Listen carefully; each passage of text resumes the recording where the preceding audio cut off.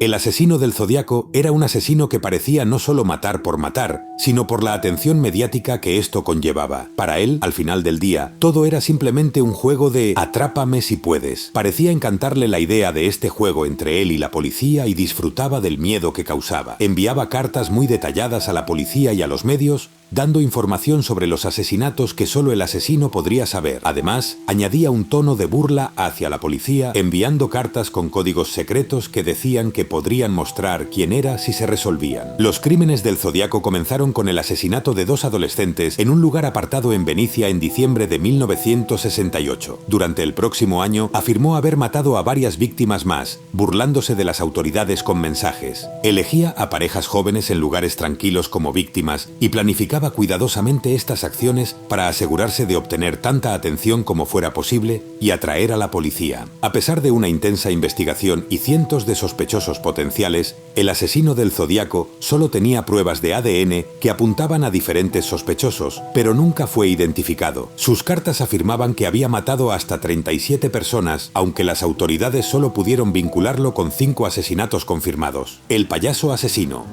John Wayne Gacy se disfrazaba de Pogo el payaso durante eventos comunitarios locales y obras benéficas, pero en privado se convertía en el asesino en masa que mataría a 33 jóvenes en su casa en Norwood Park Township, Illinois, entre 1972 y 1978. Gacy atrajo al menos a 33 jóvenes y niños a su casa después de ofrecer trabajos en áreas públicas. Una vez dentro, los sometía antes de estrangularlos o asfixiarlos hasta la muerte. Su serie de asesinatos terminó en 1978, cuando la policía descubrió un número significativo de restos humanos enterrados en el espacio de acceso de su casa y en los alrededores. La investigación reveló que había estado registrando meticulosamente sus crímenes en diarios y guardando recuerdos de sus víctimas. Todo esto había sido un juego para él y se dice que le brindaba mucha felicidad. En 1980, Gacy fue encontrado culpable de 33 cargos de asesinato y fue condenado a muerte, pero incluso con el hecho de que su vida estaba llegando a su fin, sus últimas palabras fueron «Bésame el culo». Ted Bundy.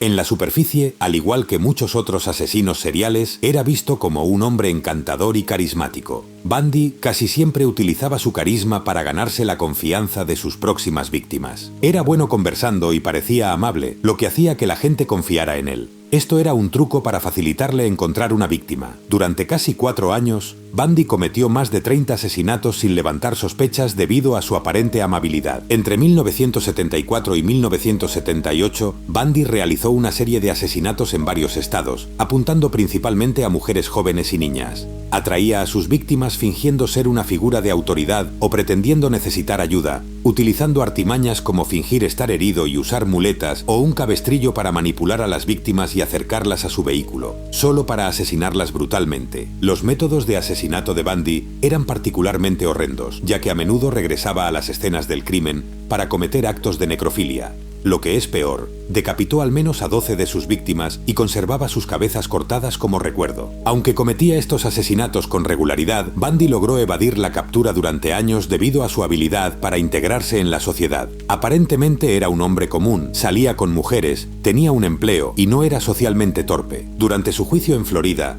Bundy actuó como su propio abogado e intentó presentarse como una víctima de la pornografía y una vida familiar disfuncional. Sin embargo, las pruebas en su contra eran abrumadoras y finalmente fue condenado y sentenciado a muerte. El carnicero de Milwaukee.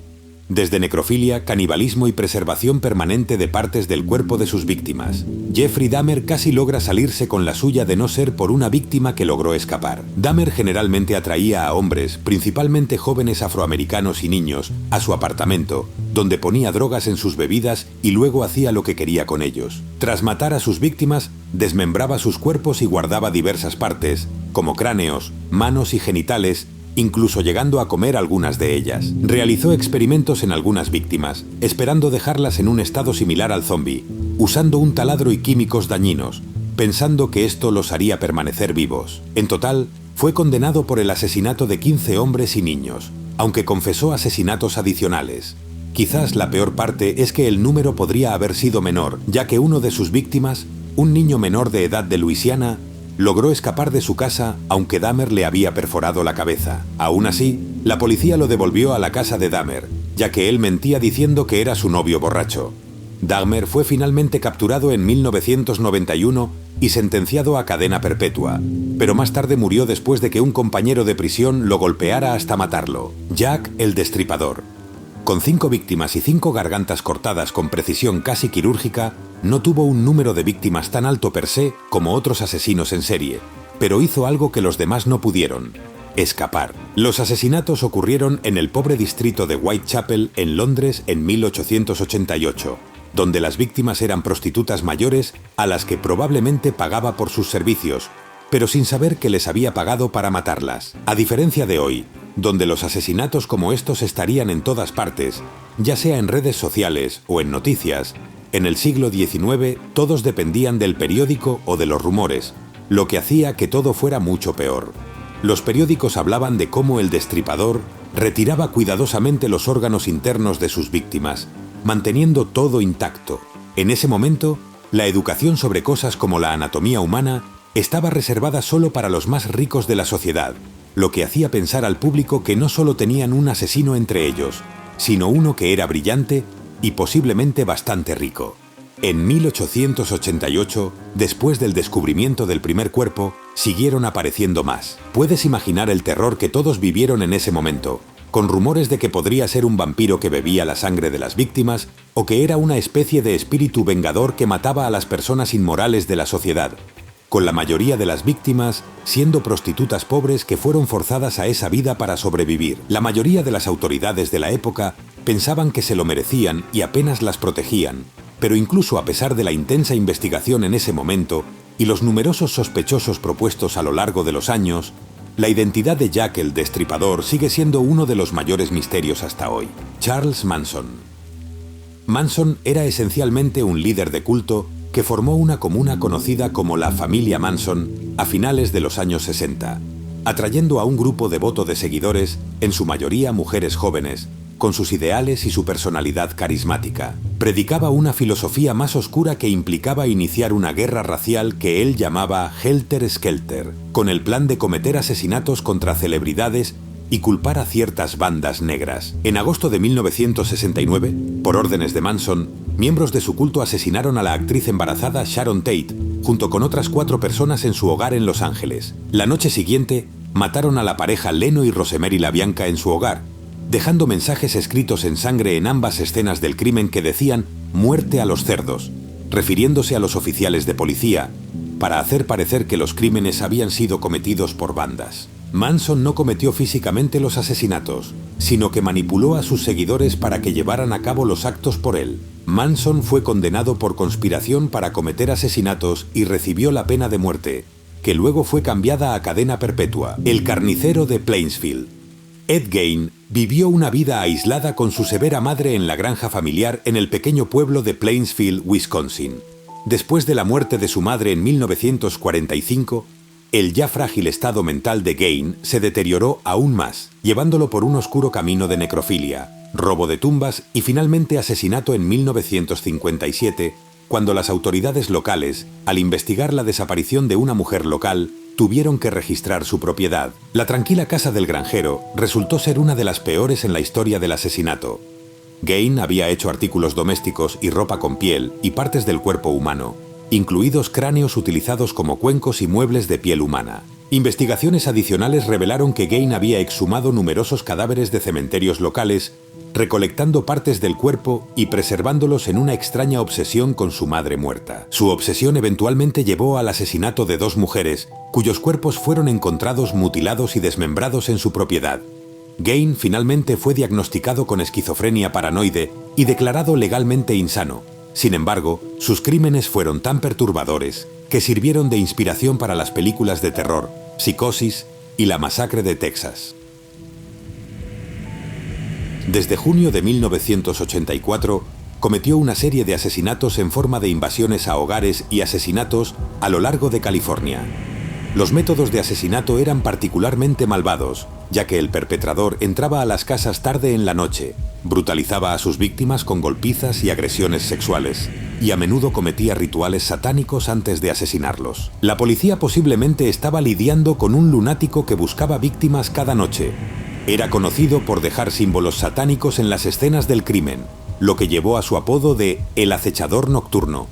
Sus crímenes no eran solo asesinatos, sino también violencia extrema, sadismo y una aparente falta de remordimiento o empatía hacia sus víctimas. En algunos cuerpos de las víctimas se observó que habían sido objeto de actos prolongados de tortura. Infligía mucho dolor físico y tormento psicológico. Era bastante claro que al asesino simplemente le gustaba torturar. La búsqueda del acechador nocturno se convirtió en una de las mayores cacerías de hombres en la historia de California, con más de 200 detectives trabajando en el caso. En agosto de 1985, el asesino fue reconocido y golpeado por un grupo de residentes en el este de Los Ángeles antes de ser arrestado y con eso, Richard Ramírez, el acechador nocturno, fue capturado. Durante su juicio, Ramírez adoptó su personaje de acechador nocturno, a menudo mostrando un pentagrama a las cámaras y burlándose de las familias de sus víctimas. Lo que es aún más insano es que durante el juicio de Richard Ramírez en 1989, uno de los jurados, Phyllis Singleter, falleció inesperadamente. Singleter fue encontrado muerto en su apartamento y su muerte se atribuyó a una combinación letal de alcohol y medicamentos recetados, específicamente Valium y el analgésico codeína. La muerte de Single ocurrió durante la fase de penalización del juicio de Ramírez y debido a esto, mucha gente en ese momento pensó que Ramírez había causado la muerte. Eventualmente fue condenado por 13 cargos de asesinato, 5 intentos de asesinato y 14 robos. El Destripador de Rostov. Debido en parte a la incompetencia de los investigadores y la falta de técnicas forenses modernas en esa época, continuaría asesinando al menos a 53 mujeres y niños en las localidades rusas de Rostov, Shakhty y Novaya Cherkassk entre 1973 y 1990. Sus víctimas tenían edades entre 7 y 36 años y frecuentemente se involucraba en actos de necrofilia y canibalismo después de los asesinatos. Andrei Chikatilo se aprovechaba de individuos vulnerables explotando su confianza o desesperación. Solía acercarse a sus víctimas en lugares públicos como estaciones de autobuses o trenes, mercados o parques, ofreciéndoles dinero, comida o ayuda. Se presentaba como una figura amigable y útil, ganando la confianza de sus víctimas antes de llevarlas a lugares aislados donde podía llevar a cabo sus actos atroces sin interrupciones. Chikatilo también prometía ayuda financiera o asistencia a mujeres que estaban luchando económicamente o que necesitaban ayuda. De hecho, vivir en la Unión Soviética durante la década de 1980 era difícil. Las víctimas estaban desesperadas. Hacía esto antes de someterlas a actos de violencia, incluyendo morder y arrancar sus lenguas y otras partes del cuerpo. A pesar de una investigación por parte de las autoridades soviéticas, Chikatilo estuvo en libertad durante más de una década. Su serie de asesinatos finalmente llegó a su fin en 1990, cuando fue arrestado tras una revisión rutinaria de documentos que reveló su conexión con los asesinatos. Durante su juicio, Chikatilo confesó los asesinatos y describió con escalofriante detalle el placer que obtenía de los actos de violencia y mutilación. Eventualmente fue declarado culpable de 52 asesinatos y condenado a muerte por un pelotón de fusilamiento en 1994.